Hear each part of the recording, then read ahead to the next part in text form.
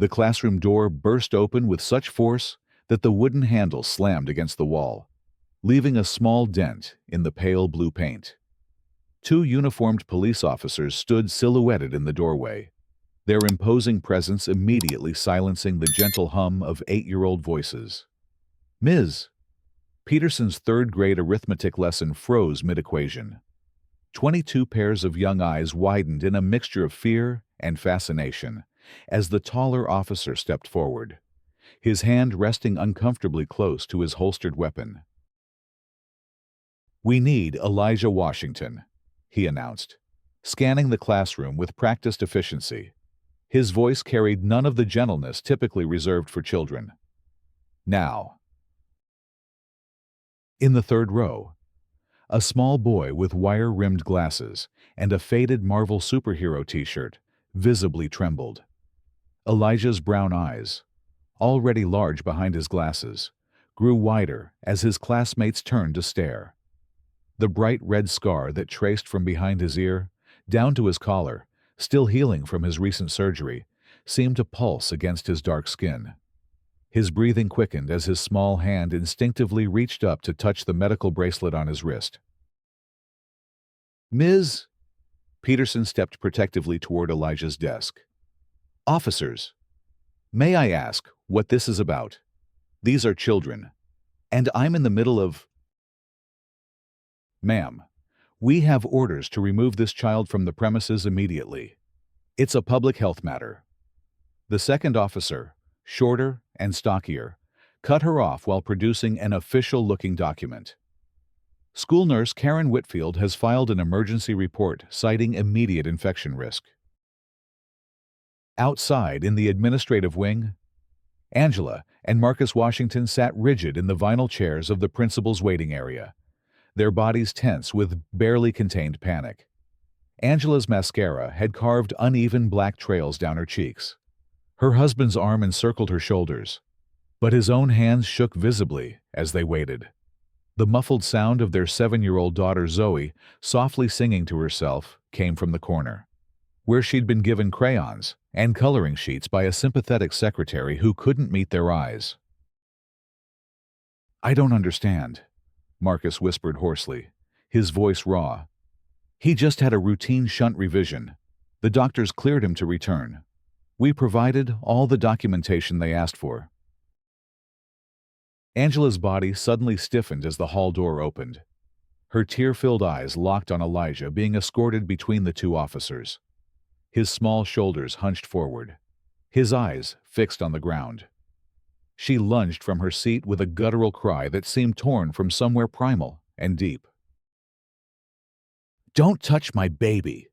she screamed, as the officers instinctively moved to block her path. "He's done nothing wrong. He's just a child." Elijah looked up at the sound of his mother's voice, his face crumpling. "Mommy, they said I'm making people sick, but I'm not sick. Mommy, I promise I'm not sick." The taller officer placed a firm hand on the boy's shoulder.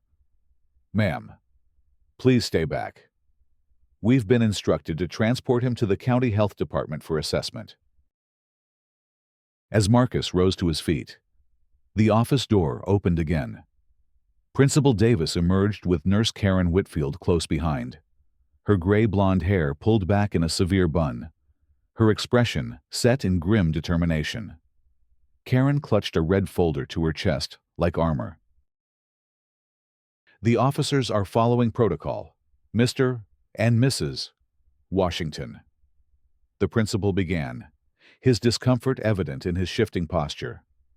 "Nurse Whitfield has identified a serious concern." "This is absolutely ridiculous," Marcus interrupted, his voice rising as he stepped forward. "Our son has hydrocephalus. He had a routine shunt revision to drain excess fluid. It's not contagious. It's not infectious. We've been through this with the school already." Karen Whitfield stepped forward, her chin lifting slightly. "As the medical professional responsible for this school's safety, I had to act.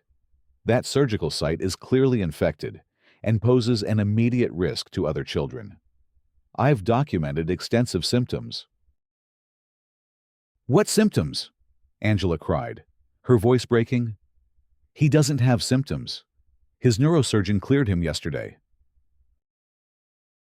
The nurse's lips thinned to a hard line. "I observed purulent discharge and excessive redness around the incision site. Additionally, his behavior in class has been erratic, a clear sign of developing sepsis. I had no choice but to contact authorities before this spreads throughout the school." As Elijah stood trembling between the officers, the seeds of a nightmare were being sown, one that would eventually engulf not just the Washington family, but an entire community. Just 3 days earlier, life had been reassuringly ordinary for the Washingtons. Their modest two-story home in Pinewood Heights had buzzed with the familiar Monday morning chaos of a family of 4 preparing for the week. Angela had been packing Elijah's lunch while simultaneously reviewing a brief for her upcoming court appearance. As a public defender, she'd learned to maximize every minute. "Mom, have you seen my science project?" Zoe called from the living room, her voice carrying a note of pre-breakfast panic. "Check under the coffee table, honey," Angela replied, carefully placing Elijah's medication schedule into his lunchbox, alongside his turkey sandwich. She glanced at the kitchen clock 20 minutes until they needed to leave. Marcus entered the kitchen, adjusting his tie with one hand while balancing his laptop bag in the other. As a high school English teacher, he prided himself on punctuality. "How's our brave guy doing this morning?" he asked, pouring himself coffee while nodding toward the hallway where Elijah could be heard humming as he got dressed. "Good. I think no headaches. And he slept through the night," Angela replied, lowering her voice. "I'm still nervous about sending him back so soon. But Dr. Klein was adamant that routine is important for his recovery." Marcus nodded, setting his mug down to embrace his wife briefly. "We've got this. The school has his care plan, and Ms. Peterson has always been great with his accommodations." Elijah appeared in the doorway then, his backpack already secured over his shoulders. At 8 years old, he was small for his age, a common side effect of the hydrocephalus he'd been born with. The condition, which caused fluid to accumulate in his brain, had necessitated his first shunt placement when he was just 6 months old. Last week's surgery had been his 3rd revision, a relatively routine procedure to replace a shunt that was no longer effectively draining the excess fluid. "I'm ready," he announced, his smile revealing a recently lost front tooth. The new scar behind his right ear was visible where his hair was still growing back from the surgical site, but his eyes were bright and alert. "Can I show everybody my new scar today?" Angela and Marcus exchanged glances. "Maybe not today, buddy," Marcus said gently. "Remember what we talked about. Some people might not understand that your surgery makes you special, not scary." Elijah's shoulders slumped slightly, but he nodded with the resilience that continually amazed his parents. "Okay, but can I still tell Ms. Peterson why I was absent? She said she missed me in class." "Of course you can," Angela assured him, kneeling to straighten his collar. "And remember, if your head starts hurting or you feel funny at all, you tell Ms. Peterson right away, and she'll call us." That morning drop-off had been so normal. Angela had watched Elijah walk into Pinewood Elementary with a small wave, his gait slightly uneven, but his head held high.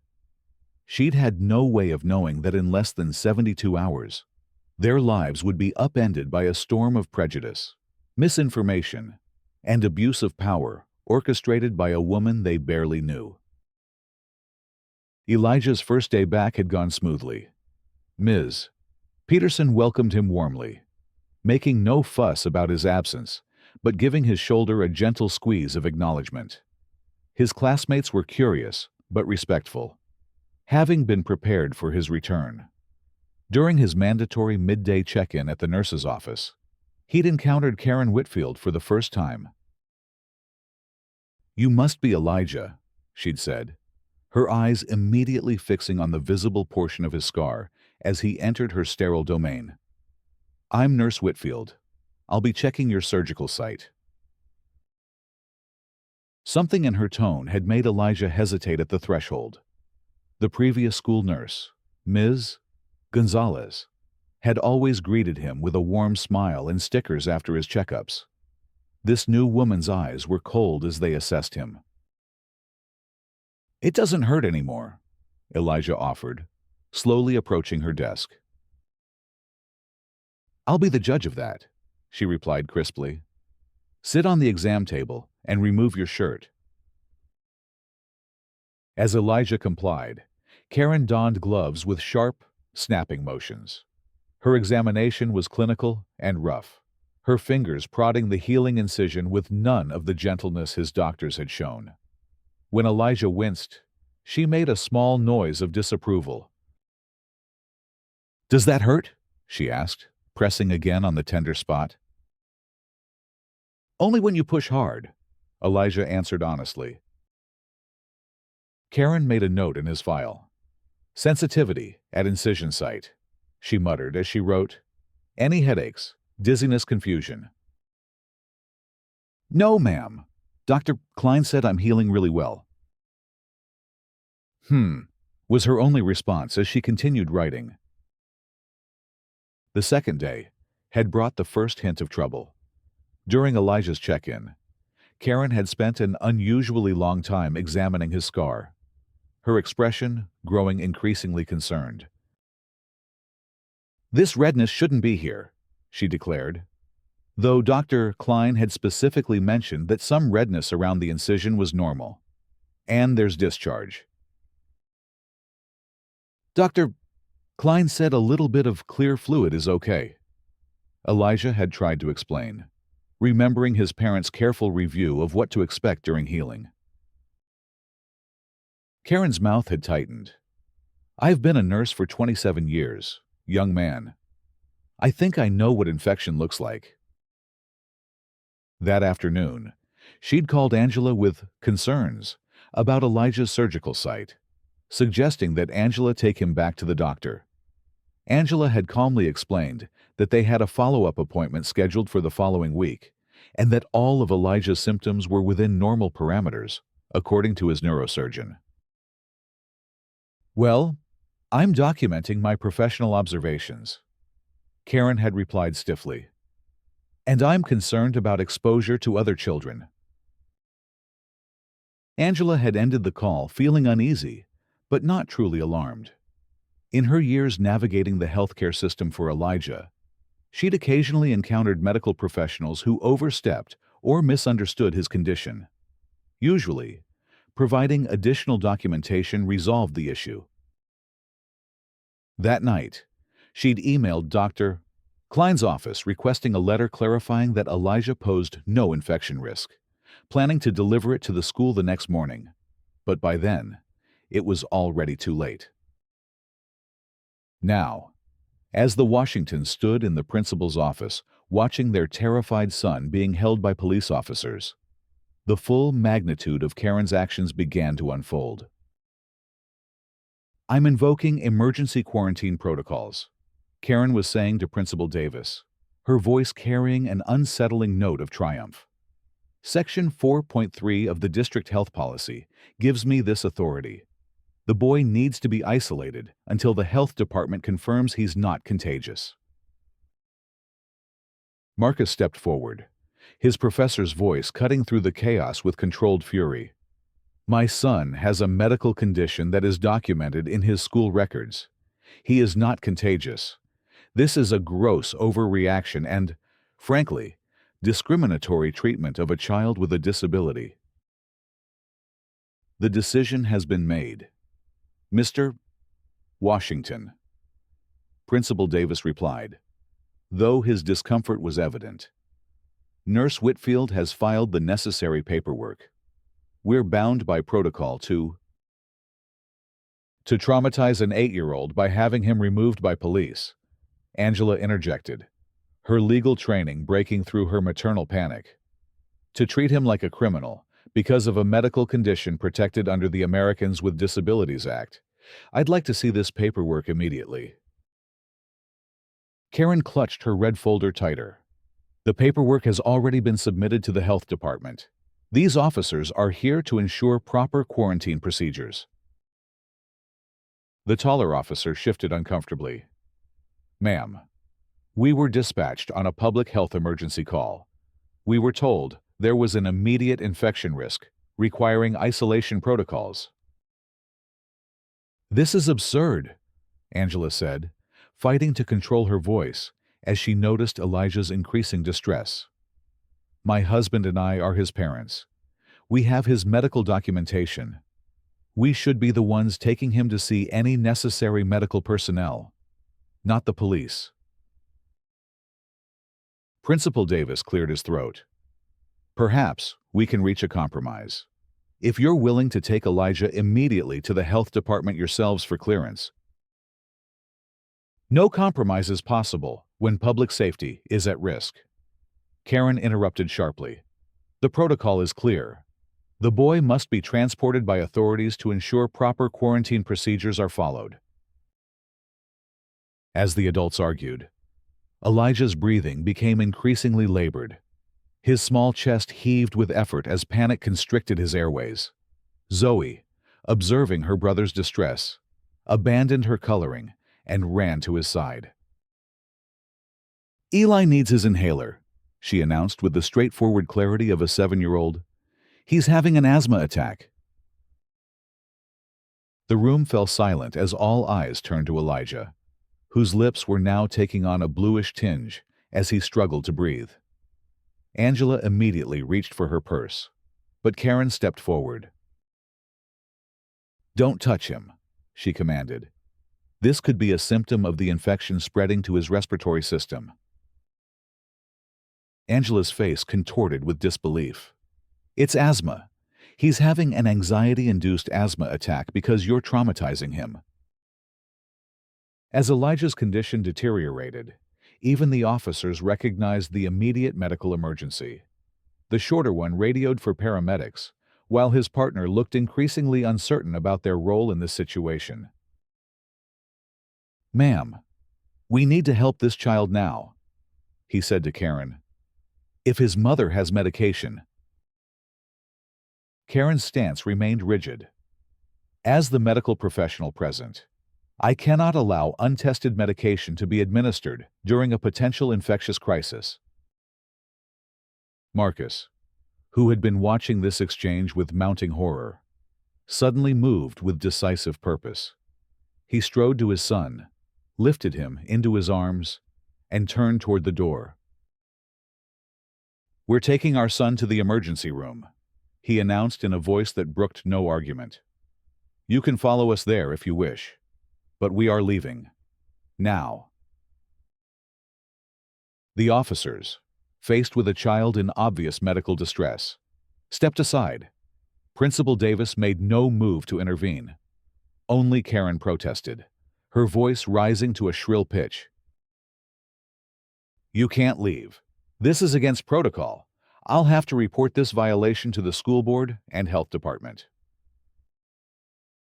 As the Washington family hurried toward the exit, Angela paused just long enough to lock eyes with Karen. And I'll be reporting this violation of my son's civil rights to my colleagues at the ACLU, she said quietly, her tone conveying the absolute certainty of the legal storm that was about to break. The emergency room at Pinewood Memorial Hospital was mercifully quiet that Wednesday morning. Dr. Lena Patel, the attending physician, listened carefully as Angela and Marcus explained the situation while examining Elijah, whose breathing had stabilized after receiving his medication in the car. Let me make sure I understand correctly. Doctor, Patel said, her brow furrowed. The school nurse claimed Elijah has an infectious condition related to his shunt revision, called 911, to have him forcibly removed from school. and then prevented him from receiving his asthma medication during an attack. That's exactly what happened, Marcus confirmed, his arm protectively around Elijah's shoulders as the boy sat on the examination table. Zoe had fallen asleep in a nearby chair, emotionally exhausted from the morning's events. Dr. Patel shook her head in disbelief as she gently examined Elijah's surgical site. "This incision is healing beautifully," she said. "There's no infection here. The minimal redness and clear serous fluid are entirely normal for 2 weeks post-shunt revision." "That's what Dr. Klein told us," Angela said, the tension in her voice palpable. But Nurse Whitfield insisted it was infected and posed a risk to other children. Dr. Patel's expression darkened. "I'd like to contact Dr. Klein directly and document my findings as well. What happened today was not just medically incorrect. It was potentially dangerous and certainly traumatic for Elijah." While Dr. Patel stepped away to make calls, Marcus knelt in front of his son. "How are you feeling, buddy?" Elijah's eyes, still reddened from crying, met his father's. "Dad, did I do something wrong? Nurse Whitfield said I was making other kids sick." The question broke something in Marcus, who gathered his son into a gentle embrace. "No, Elijah, you didn't do anything wrong. Nurse Whitfield made a mistake, a big mistake. You aren't making anyone sick." "Then why did the police come to get me?" Elijah persisted, the logical mind that made him so good at mathematics, seeking to make sense of the senseless. Angela joined them, choosing her words carefully. "Sometimes adults make wrong decisions, even when they're trying to do the right thing. The police thought they were helping keep people safe because that's their job. But in this case, they were given wrong information." "Will I have to go back to that school?" Elijah asked, his voice small. The question hung in the air as Angela and Marcus exchanged a look of shared uncertainty and determination.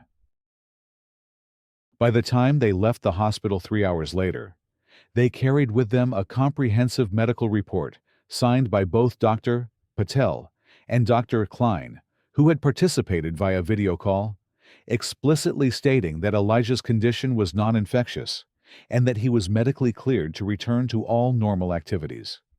They also carried something else, a righteous anger that was hardening into resolve. What they didn't yet know was that while they had been at the hospital, Karen Whitfield had been busy. An email had gone out to all Pinewood Elementary parents, vaguely referencing a potential health risk situation that had been addressed according to district protocols. Though no names were mentioned, the timing and Karen's conversations with office staff had ensured that by afternoon, most of the school community knew exactly which child had been removed by police. The Washington's first indication of how bad things had become came that evening when Angela's phone rang. It was Tasha Reynolds, mother of Elijah's best friend Caleb. "Angela, what in the world happened today?" Tasha asked without preamble. "Caleb came home saying Elijah was taken away by police because he has some dangerous infection. Half the parents in our group chat are talking about keeping their kids home tomorrow." Angela sank onto the sofa, the weight of this new complication settling heavily on her shoulders. As she explained the reality of the situation to Tasha, her phone buzzed repeatedly with incoming messages other parents, some concerned, some accusatory. By midnight, a distorted version of the day's events had spread through the community like wildfire. Karen's deliberately vague health alert had created a vacuum of information that was quickly filled by speculation and fear.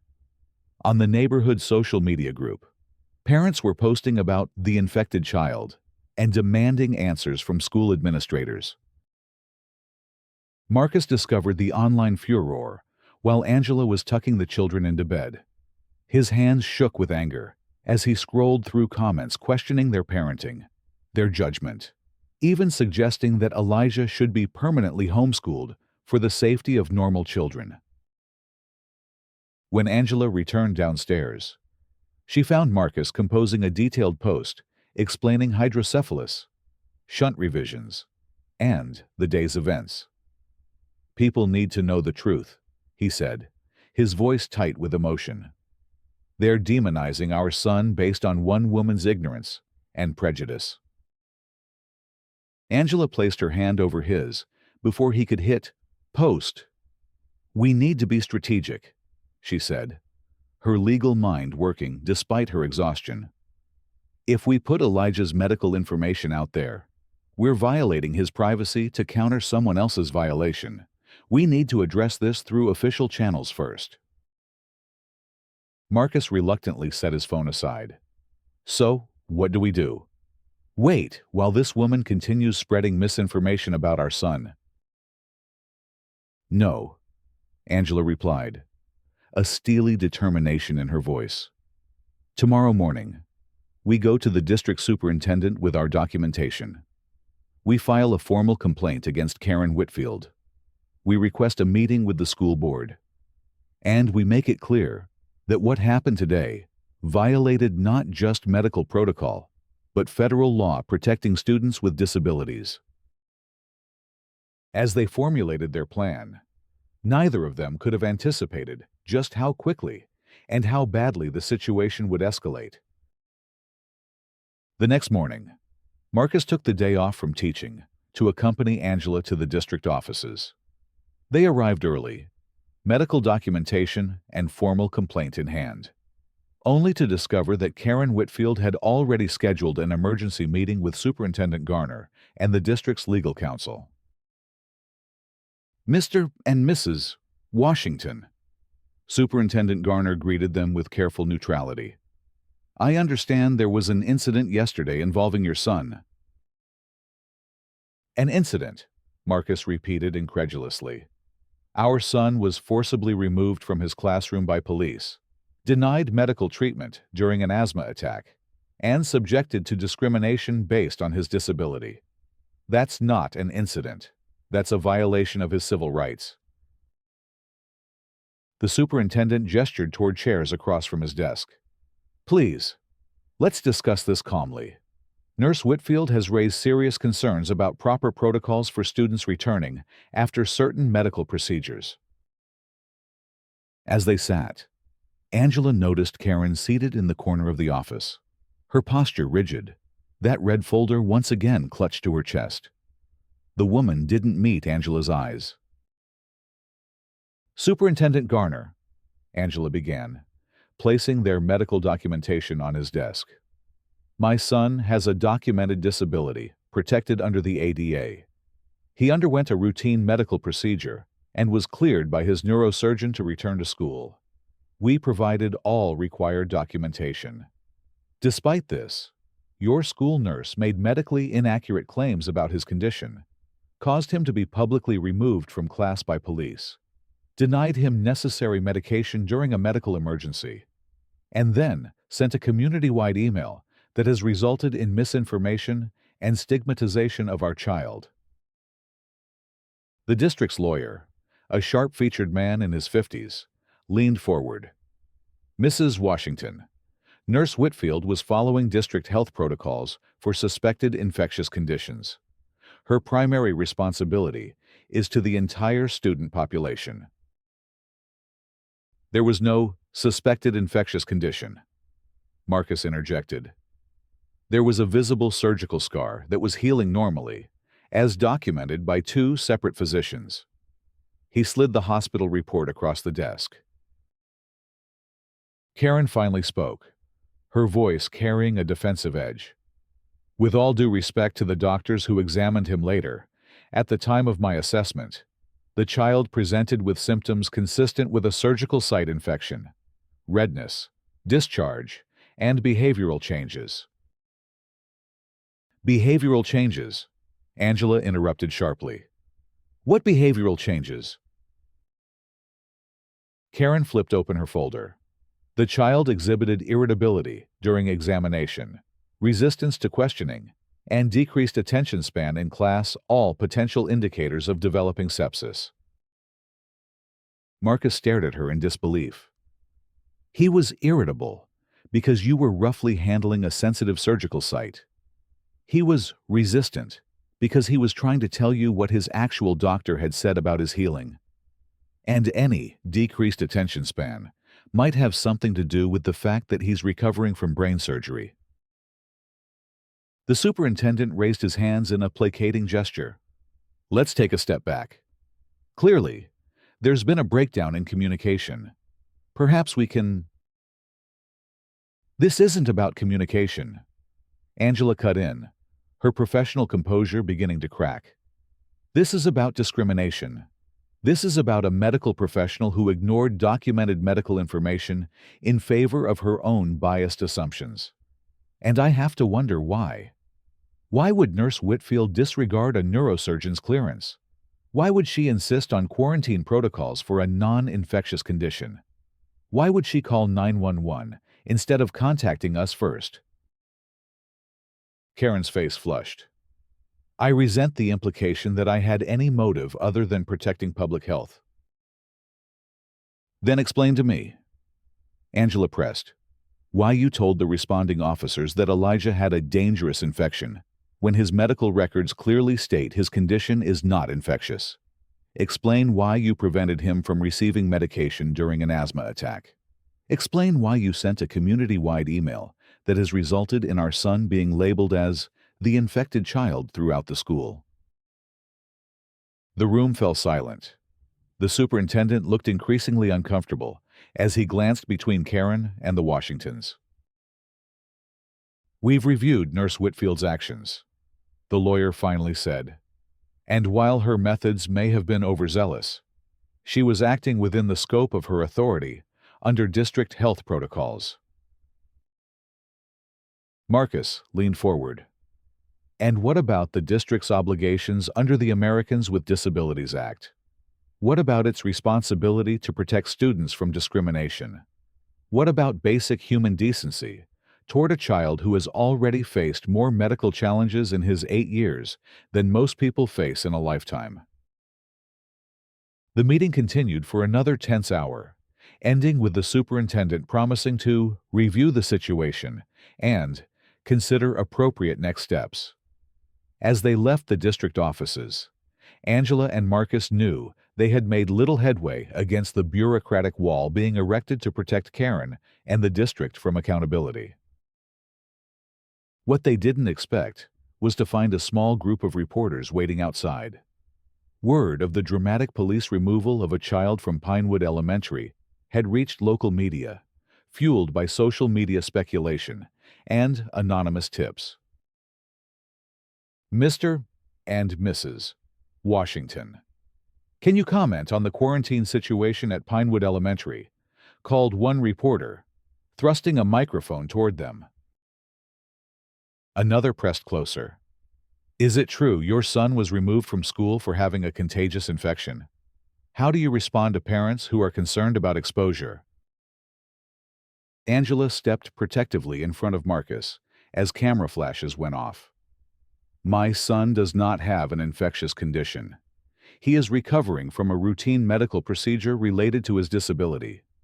What happened yesterday was a gross violation of his rights and medical privacy. That's all we have to say at this time. As they hurried to their car, Marcus's phone rang. It was the principal of the high school where he taught, calling to inform him that parents had begun contacting the school with concerns about having a teacher whose child might be spreading infection. By that afternoon, the situation had spiraled beyond anything they could have imagined. The local news ran a story about health scare at Pinewood Elementary, featuring an interview with an anonymous parent whose voice and appearance were disguised, claiming that administration is covering up a serious infection risk. Social media exploded with speculation. Much of it centered on the Washington family. Someone posted their home address in a neighborhood group. suggesting a quarantine zone be established. When they picked up Zoe from her after-school program, Elijah had remained home with his grandmother. They found her sitting alone, the other children having been instructed by their parents to keep a safe distance. That evening, as Angela was preparing dinner, the doorbell rang. Through the peephole, she saw two stern-faced men in suits. When Marcus opened the door, they identified themselves as representatives from the county health department. "We're here to conduct a home inspection based on reports of infectious disease," the taller one announced, producing official identification. "We have the authority to quarantine premises if necessary." Marcus stood his ground in the doorway. "Based on what evidence? Who ordered this inspection?" "We have a formal report filed by a school medical professional indicating a potentially serious public health concern," the second inspector replied. "We're required to investigate all such reports." "Karen Whitfield," Angela said flatly, joining Marcus at the door. She filed this report even after being provided with medical documentation, proving there is no infection. The inspectors exchanged glances. "Ma'am, we're just doing our job. We need to visually confirm the child's condition and inspect the premises." "You need a warrant," Angela replied firmly, her legal training coming to the fore. "Unless you have reason to believe there's an immediate life-threatening emergency, which there is not, you cannot enter our home without consent or a court order." The confrontation at the door continued until the inspectors finally retreated, leaving behind a notice of pending investigation and a warning about obstruction of public health protocols. As Marcus closed the door, he turned to Angela with a stunned expression. "How far is she willing to go?" he asked quietly, mindful of the children in the next room. "What does she want from us?" Angela's expression hardened.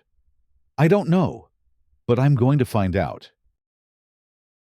While Marcus comforted the children, Angela began making calls to colleagues from her days in private practice, to contacts at disability rights organizations, to friends with connections to local media. By midnight, she had assembled a small but powerful team ready to help them fight back. What no one yet realized was that Karen Whitfield's vendetta against the Washington family had roots much deeper than simple medical misjudgment. It would take days for the full picture to emerge, days during which the Washingtons would face escalating harassment, threats of Child Protective Services involvement, and even a brief but terrifying period when the school district attempted to bar Elijah's return to school, pending resolution of health concerns. But the tide began to turn the following Monday. Exactly 1 week after Elijah's return to school had set these events in motion. That morning, Angela and Marcus arrived at Pinewood Elementary, accompanied by their attorney, Dr. Klein, and a representative from the State Disability Rights Commission. They had requested an emergency meeting with the full school board, which had been hastily convened after their attorney mentioned potential ADA violations carrying significant financial penalties. The school library had been set up for the meeting, with board members seated along one side of a large table, and district administrators, including a visibly nervous Principal Davis, along the other. Karen Whitfield sat rigidly at one end, still clutching her red folder, now considerably thicker. Parents and teachers filled the observer seats, their presence ensuring transparency. Board President Evelyn Chen opened the proceedings with a grim expression. "We're here to address serious concerns about an incident involving a student at Pinewood Elementary. I want to emphasize that this board is committed to both student safety and ensuring that all students' rights are respected." The Washington's attorney spoke first, methodically outlining the events of the past week, the violations of Elijah's rights under both the ADA and FERPA Family Educational Rights and Privacy Act, and the escalating pattern of harassment the family had faced. Dr. Klein then provided detailed medical testimony about hydrocephalus, shunt revisions, and the absence of any infection risk. Throughout these presentations, Karen Whitfield became increasingly agitated, her fingers tapping against her folder, her lips pressed into a thin line. When it was her turn to speak, she rose with deliberate dignity. As medical professionals, we're trained to recognize potential threats to public health, she began. The child presented with classic signs of surgical site infection. Given the location near the brain, the risk of meningitis was significant. I followed protocol exactly as outlined in district policy. The disability rights representative leaned forward. Ms. Whitfield, did you review the medical documentation provided by the Washingtons before calling 911? Karen hesitated. I reviewed what was available in the child's file. That's not what I asked. The representative pressed. Did you review the neurosurgeon's clearance letter that was provided to the school? That letter was insufficient. Karen replied, her voice rising slightly. It didn't address potential secondary infections. Dr. Klein shook his head in disbelief. My letter specifically stated that Elijah's surgical site was healing normally, with no signs of infection. It also explained that his condition is not contagious in any way. What part of that was insufficient?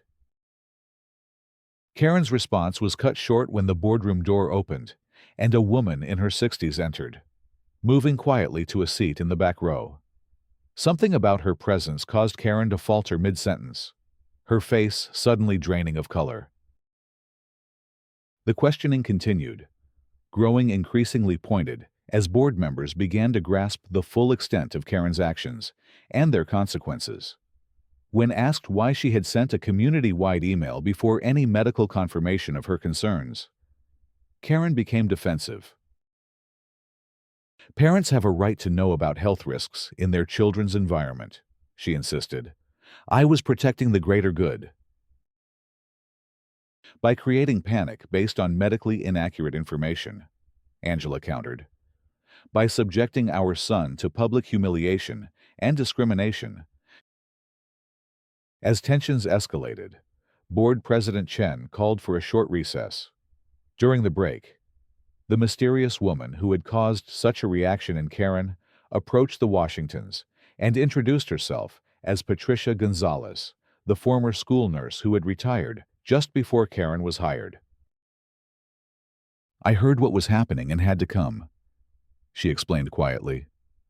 This isn't the first time Karen has done something like this. Angela and Marcus exchanged startled glances. What do you mean? Marcus asked. Patricia glanced toward where Karen was speaking urgently with the district's lawyer. At her previous school in Lakeside District, there was an incident with a Middle Eastern student who had returned from visiting family overseas. Karen claimed he had a foreign disease and needed quarantine. It turned out to be a simple case of food poisoning, but the damage was done.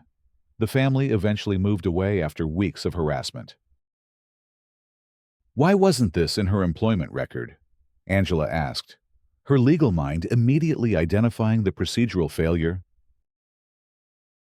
The family didn't file formal charges, Patricia explained.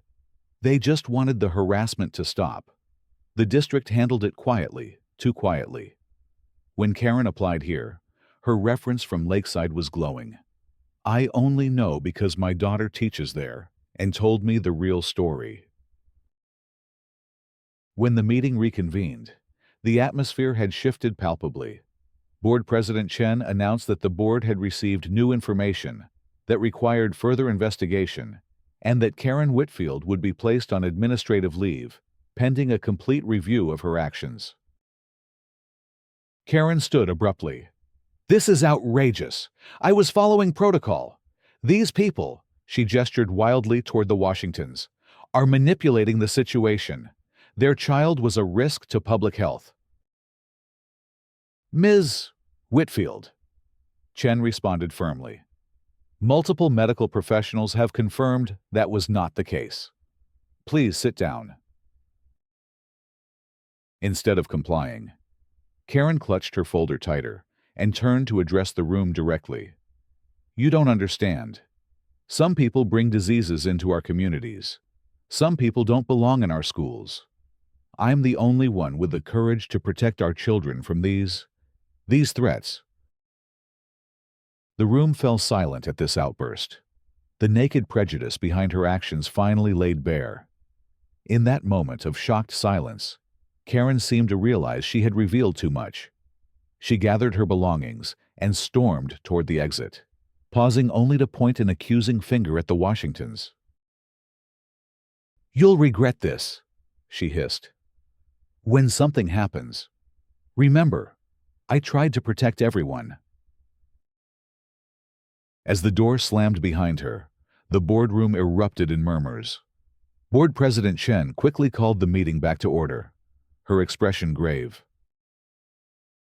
On behalf of the Pinewood School District, I want to extend our deepest apologies to the Washington family for what you and your son have endured. She began. It's clear that serious errors in judgment occurred, and we are committed to addressing them completely and transparently.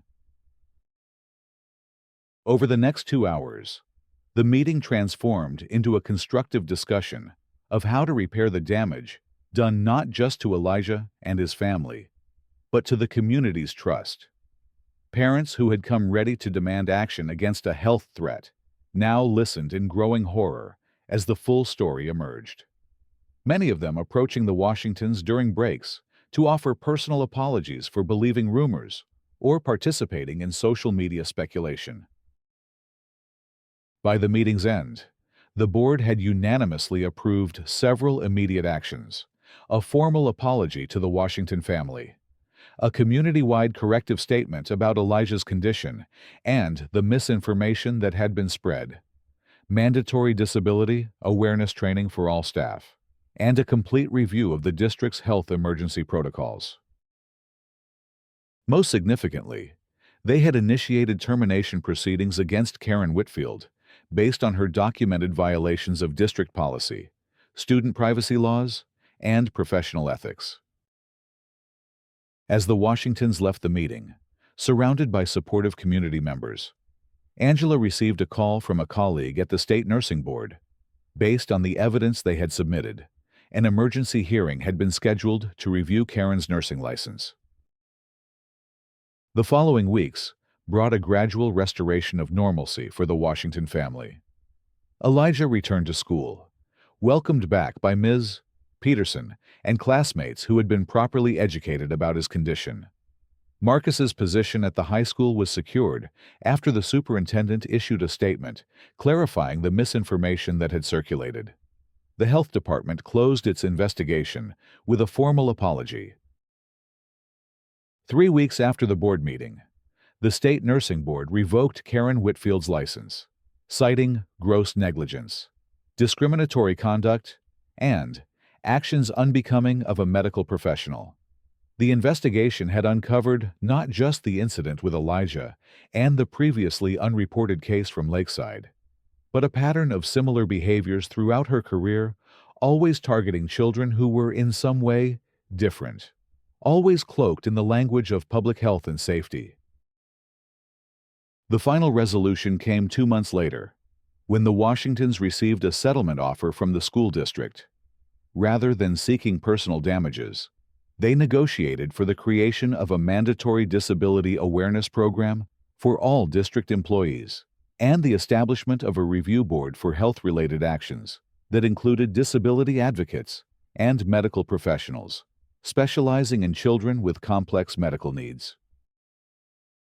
On a warm spring evening, the Washingtons hosted a backyard gathering for the many people who had supported them through the ordeal: teachers, parents, healthcare providers, and advocates who had stood with them against ignorance and prejudice. As twilight settled over the gathering, Marcus raised his glass in a toast. "To community," he said simply. to standing together when it matters most. Across the yard, Elijah played tag with his friends, his laughter rising into the evening air, the sound of a child free from the weight of others' ignorance, secure in the knowledge that he belonged. The scar behind his ear was now just another part of him, no more remarkable than his bright smile or quick mind. Angela watched her son with a heart full of complicated emotions, residual anger at what he had endured, pride in his resilience, and a fierce determination that his experience would protect other children.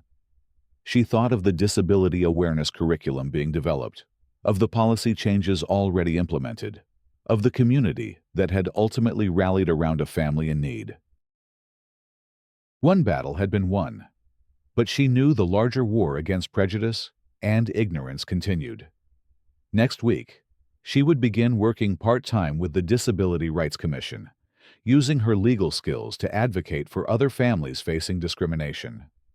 Marcus had started a support group for parents of children with medical complexities, creating a space where information and encouragement could flow freely. From where she stood, Angela could see Zoe showing another child the friendship bracelet she was making yellow and blue, the colors of hydrocephalus awareness. The child listened intently as Zoe explained why those colors mattered to her family. In that moment, Angela realized that the greatest victory wasn't just in the formal resolutions or policy changes. It was in these small moments of understanding, in the ripples of awareness spreading outward from their experience, in the knowledge that Elijah's ordeal had opened hearts and minds throughout their community. "Hey," Marcus said softly, joining her. "You okay?" Angela smiled, leaning into his embrace as they watched their children play in the fading light. "Yeah," she replied. "We're going to be okay." And they were. The scars of trauma, like Elijah's surgical scar, would fade with time but never disappear completely. They would serve as reminders not of defeat, but of strength discovered in adversity, of a community that had learned to see beyond fear to the humanity they all shared. As darkness fell and friends lingered on the patio, their voices blending in conversation and laughter, the Washington home stood as a testament to resilience, a place where ignorance had been met with education, fear with courage, and prejudice with unwavering dignity. In the end, that was their most powerful response to everything Karen Whitfield had unleashed, not retribution, but transformation, not isolation, but connection, not fear, but hope. And in a world too often divided by misunderstanding, that was the victory that mattered most.